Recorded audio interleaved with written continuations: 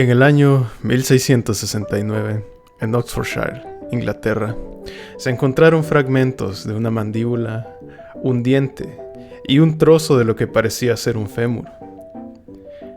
Lo inusual del hallazgo atrajo la atención debido a que en la zona no había registro de una criatura que tuviese las características físicas que la hicieran acreedora de una pieza como esta. Entonces, ¿qué era lo que se había encontrado? ¿Era posible que al fin se habían encontrado los restos de los gigantes de tiempos bíblicos? ¿Cómo habían llegado hasta ese lugar? Las preguntas que surgieron por unas piezas pequeñas que por la gracia del azar habían hecho que fuesen encontradas hasta ese momento, cambiarían la manera en la que la humanidad veía el mundo y la historia de todo nuestro planeta. Dicho hallazgo generó muchas dudas al respecto. Recordemos que en esos tiempos las ideas creacionistas eran las que predominaban en la sociedad, lo cual, encontrar fragmentos esqueléticos de una criatura que no se parecía a ninguna de las que existían era algo sin precedentes. Varias hipótesis surgieron para explicarlo. Robert Plot, un curador del Museo Ashmolean, se dedicó a estudiarlo, primero hipotetizando que era un hueso de un elefante de guerra romano que quedó durante la ocupación del ya desaparecido imperio. Aunque después concluyó que debió haber pertenecido a algún gigante, similar al Goliat que se menciona en el Antiguo Testamento. Tuvieron que pasar 87 años para que esos huesos volvieran a ser historia. Esta vez, de la mano de Richard Brooks, un médico que se tomó la tarea de asignarle un nombre científico, utilizando la nomenclatura binomial desarrollada por Carl Linnaeus. Luego de una exhaustiva examinación, Brooks decidió ponerle un nombre muy peculiar que resaltaba la forma del fragmento de fémur en cuestión, bautizándolo nada más y nada menos como Scrotum Humanum. Sí, así es. Al parecer, nuestro querido médico echó a volar su imaginación para otorgarle ese nombre. Nuestro muy estimado escroto tuvo que esperar otros 148 años para que, en 1824, apareciera William Buckland y Gideon Martel, uno un teólogo y otro un médico, ambos geólogos que compartían un interés por los más recientes hallazgos de huesos que habían sido encontrados en los últimos años. Llegaron a la conclusión que esos famosos fragmentos encontrados no pertenecían a una criatura de estos tiempos o de tiempos bíblicos. Esos restos pertenecían a un reptil gigante que había vivido en tiempos mucho antes de que un ser humano diera su primer paso en la tierra. Un reptil de gran tamaño que merecía un mejor nombre, un nombre digno de lo que debió haber sido en vida. Ese nombre es el de Megalosaurus.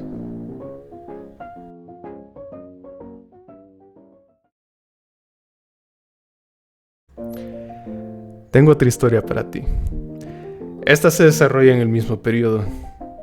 En el año 1882, Gideon Mantell, nuestro obstetra, geólogo y paleontólogo de afición, tuvo que atender a uno de sus pacientes en la ciudad de Sussex, Inglaterra.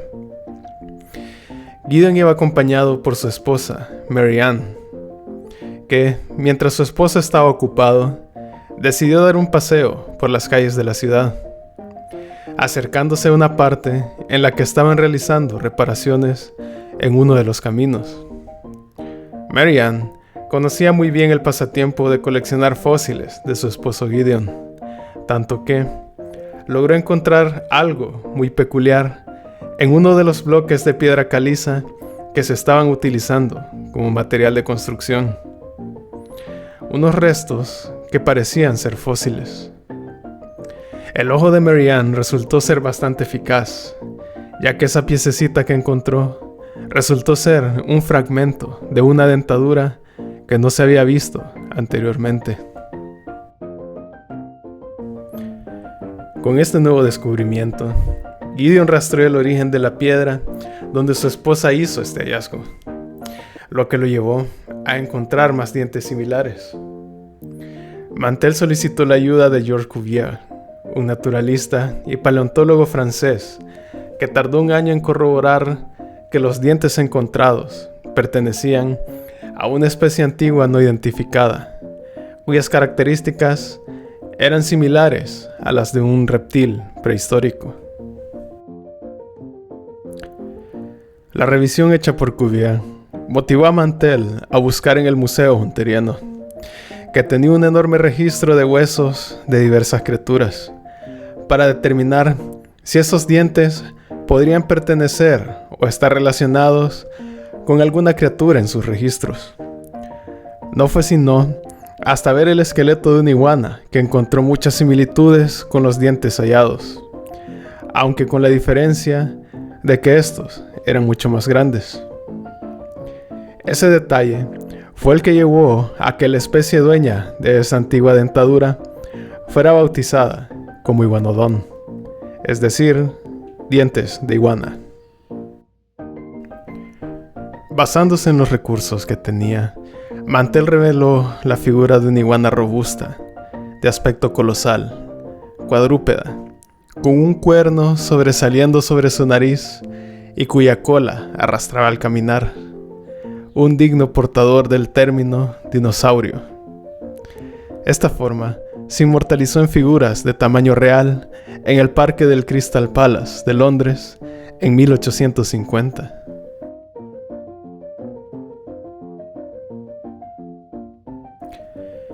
No se podía especular mucho más sobre esta iguana gigante, ya que los siguientes hallazgos consistieron solo en pequeños fragmentos de huesos y más dientes.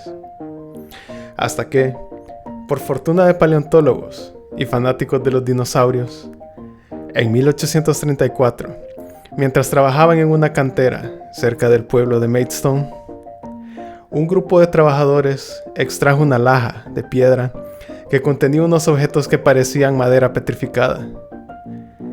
Solo queda imaginar la dicha que Mantell debió haber sentido al descubrir que esa madera resultó ser vértebras, costillas, una porción de una pelvis y fragmentos de extremidades y dientes, que atribuyó a su preciado iguanodon.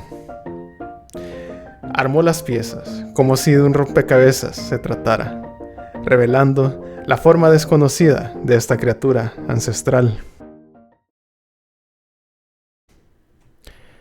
Descubrir y darle forma a una criatura tan antigua como el iguanodon debió haber sido satisfactorio, y quizás muchos podrían haberse quedado conformes con ese logro. Pero el tiempo, con su andar imparable, junto con la suerte y la curiosidad inquebrantable del ser humano, llevó a nuevos descubrimientos. En 1870, por ejemplo, nuevos hallazgos de fósiles más completos revelaron que el cuernito que tenía en la nariz era en realidad una garra semejante a un pulgar. En 1878 se encontraron osamentas mucho más completas y mejor preservadas, que refutaban la idea de que este dinosaurio era semejante a una iguana gigante. Finalmente, la década de 1960 trajo un rediseño de la postura del iguanodon, más precisa y acorde con nuevos estudios y hallazgos, mostrando al dinosaurio que ahora conocemos y admiramos.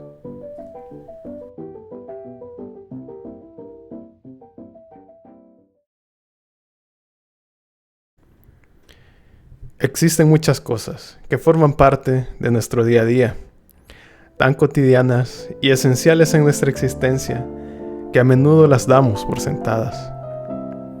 Nuestros dispositivos tecnológicos, los medios de transporte, la medicina que consumimos al sentirnos mal, e incluso el simple hecho de saber lo que sabemos, son resultados de un largo y multidisciplinario desarrollo científico.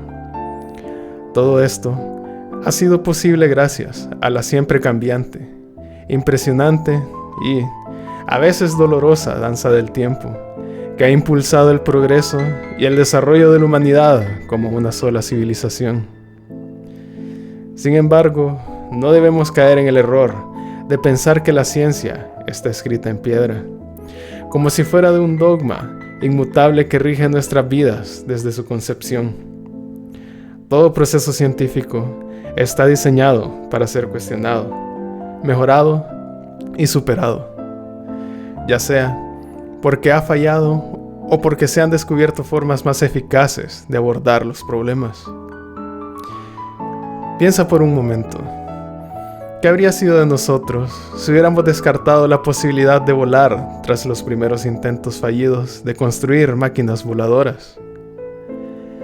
¿Qué habría pasado con la medicina si nos hubiéramos conformado con la teoría del humorismo como la cúspide del conocimiento médico?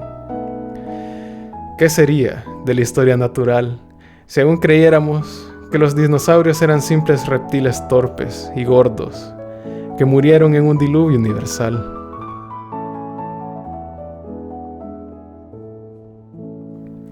Todo avance, desde las grandes revoluciones científicas hasta los más pequeños descubrimientos, ha sido posible gracias al cuestionamiento constante y a la voluntad de explorar más allá de lo conocido. Así que, si te preguntabas cómo las historias que te he contado encajan con esta reflexión, la respuesta es simple.